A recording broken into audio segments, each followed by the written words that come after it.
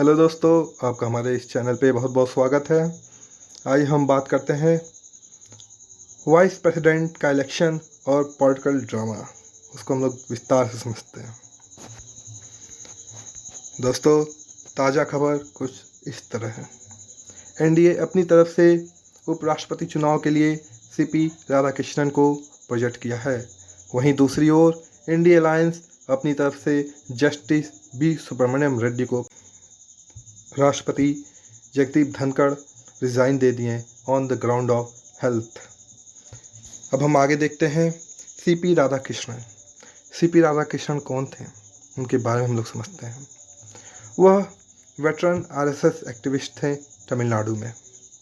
ये currently governor of Maharashtra हैं। ये सर्व कर रहे हैं गवर्नर की पोस्ट पे, और उन्होंने पूर्व में 2 टर्म मेंबर ऑफ पार्लियामेंट भी रह चुके हैं, 1998 से लेके 2004 तक। अब हम बात करेंगे बी सुब्रमण्यम रेड्डी। बी सुब्रमण्यम रेड्डी भारत के पूर्व जज रह चुके हैं सुप्रीम कोर्ट ऑफ इंडिया में, और उन्होंने बड़ा फैसला दिया था सलवा जुडुम केस में। अब हम बात करेंगे राजनीतिक दंगल। दोस्तों, उपराष्ट्रपति चुनाव कोई साधारण चुनाव नहीं है। आप उसको साधारण चुनाव समझने की गलती मत करिएगा। इस चुनाव के बहुत ही गहरे मायने होते हैं। ये क्लियर मैसेज सोसाइटी में देता है ये चुनाव। ये हम सब जानते हैं कि बीजेपी एक रूलिंग गवर्नमेंट है। वो लोकसभा और राज्यसभा में मेजॉरिटी रखती है। ये इस चुनाव को आसानी से जीत सकती है। फिर भी जो अपोजिशन पार्टीज़ होती हैं अपने कैंडिडेट को लेके बहुत ही प्रोएक्टिवली काम करती हैं। ऐसा क्यों है? कभी आप इस पर विचार किए हैं? आइए हम इस बात को समझते हैं, ऐसा क्यों है। जैसे कि हम लोग जानते हैं, बीजेपी ने अपनी तरफ से आरएसएस वेटरन सीपी राधाकृष्णन को प्रोजेक्ट किया है चुनाव में।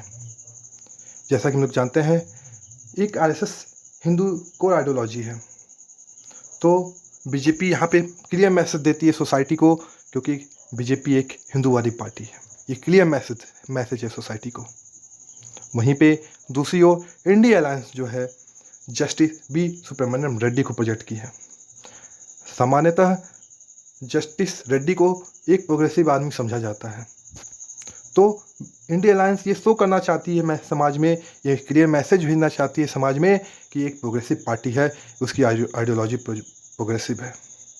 ये चुनाव एक आइडियोलॉजी का चुनाव है, ये सब जानते हैं इस बात को। वहीं दूसरी ओर आरोप और प्रत्यारोप का भी सिलसिला चालू है। हमारे home minister Shri Amit Shah opposition के कैंडिडेट को सीधे टारगेट करते हुए उन्होंने बोला कि यह नक्सलिज्म को हेल्प कर रहे थे अपने कार्यकाल के दौरान।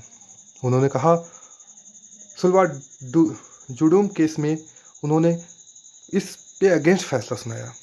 उनका मानना है ये एंटी नक्सलिज्म में बहुत ही बड़ा रोल प्ले कर सकता था अगर फैसला सलवा जुडुम के पक्ष में आता। अगर हम लोग दोस्तों, आप नहीं जानते सलवा जुडुम केस क्या था, तो हम उसको संक्षिप्त में आपके सामने बता देते हैं।